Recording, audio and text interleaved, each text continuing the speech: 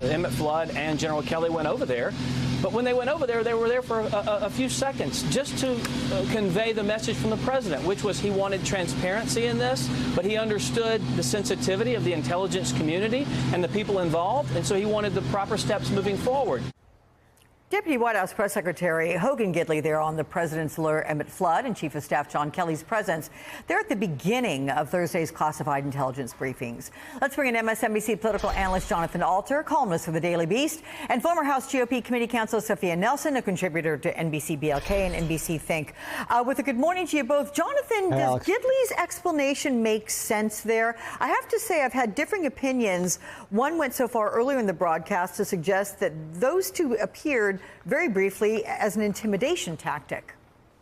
Well, I don't know whether it was an intimidation tactic, but I think Democrats and Republicans agree that it was inappropriate. You just don't do that in these kinds of cases, really any kinds of cases. To give you some sense of an analogy that I think might be apt, imagine if Harvey Weinstein's attorneys showed up at the DA's office and said, we want to see your material, not just in the prosecution of Harvey Weinstein, but what you've dug up about the relationship between other people in the Me Too movement, you know, connected to the Me Too movement, who have been charged with assaulting women.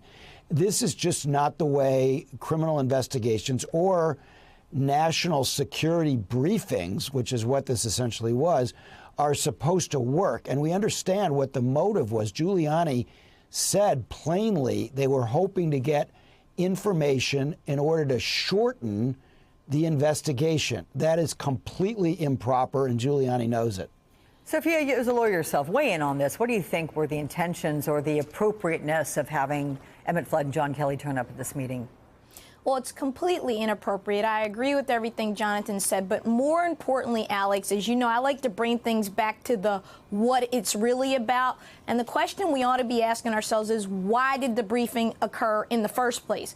Because the president has cried about Spygate, and there's spies, people spying on him, and then there needs to be this briefing, and then it's only going to be the Republicans, then it's the Gang of Eight.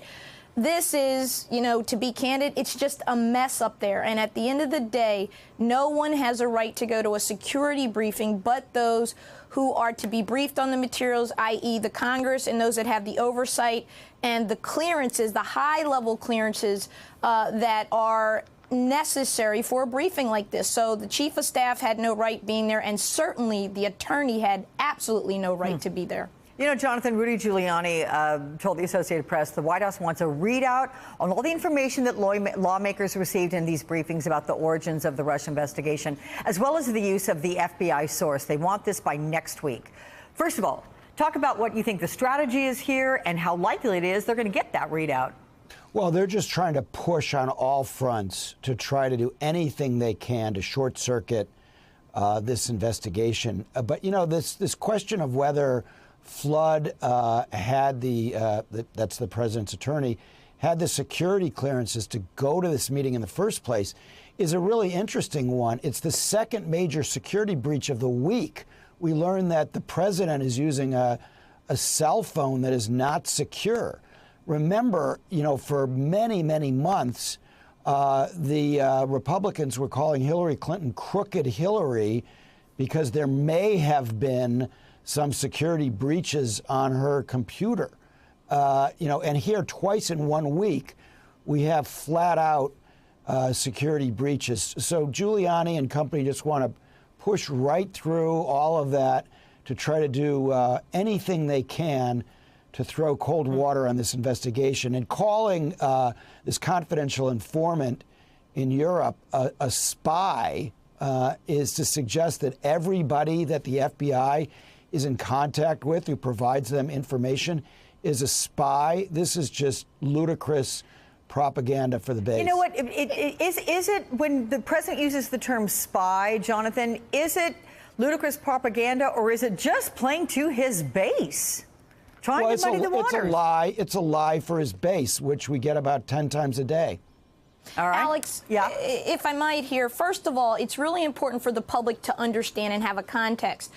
The FBI does not use spies. They use informants. The CIA is in the spy business. So let's clear up the terms. Again, this is President Trump distracting, throwing out bombs, and doing things to keep our eyes off the ball, which are many things that we need to really be talking about as a country right now. But at the end of the day, it's really important that the public understands the FBI uses informants, people that get them information. They may or may not be paid informants. That is standard protocol. But spying is the purview of the Central Intelligence Agency. I just need to get that clear for folks. No, very true. And I want to speak about Republican lawmakers.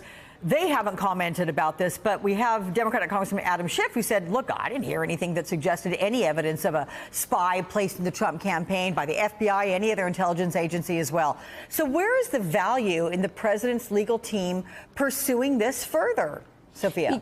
Because what they're doing is distracting. I said this on Ari's show the other day, and I'm going to say it again. This is autocratic behavior. Wake up, America. Presidents don't talk like this. They don't do this. There's not this kind of mess going on that we have. There's so many investigations. There's so much drama. There's so much impropriety.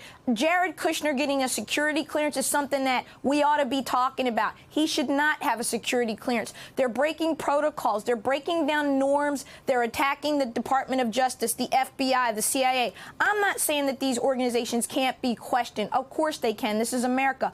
But for the President of the United States to suggest that he's been spied on and then to demand on Twitter an investigation and get it is a problem for me as an American citizen and as someone that's a scholar on the Constitution. This is unconstitutional behavior. This is not what our founding fathers had in mind. It just isn't. And it's happening every day, almost every hour, Alex, this banana Republican